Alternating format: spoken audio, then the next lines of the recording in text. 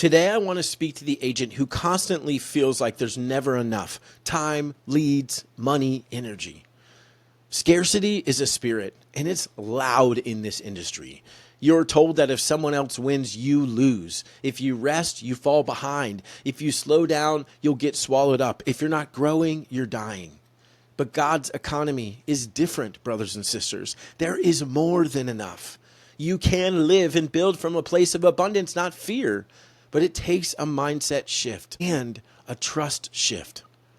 Because the truth is, a fear-driven business looks like hoarding leads, avoiding collaboration, avoiding sharing best practices, avoiding giving advice to that agent in your office. But fear causes isolation, control. It causes a refusal to rest.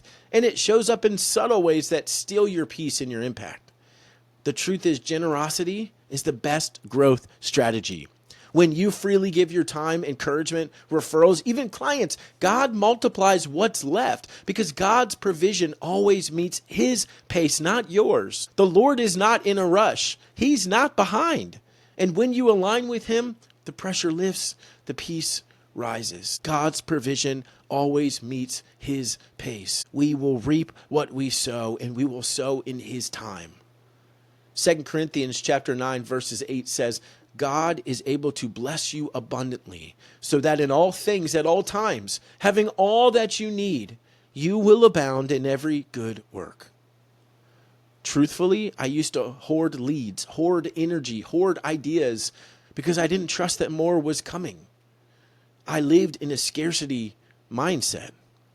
But when I began to give freely, my time, my knowledge, my opportunities, when I began to trust that the Lord is a Lord of abundance, that the Lord is going to provide more than I could ever possibly deserve, that he, as 2 Corinthians said, is able to bless me abundantly, so that when I have all that I need, I can abound in every good work. So I started to give more freely, time, knowledge, information, encouragement, and it started to come back tenfold.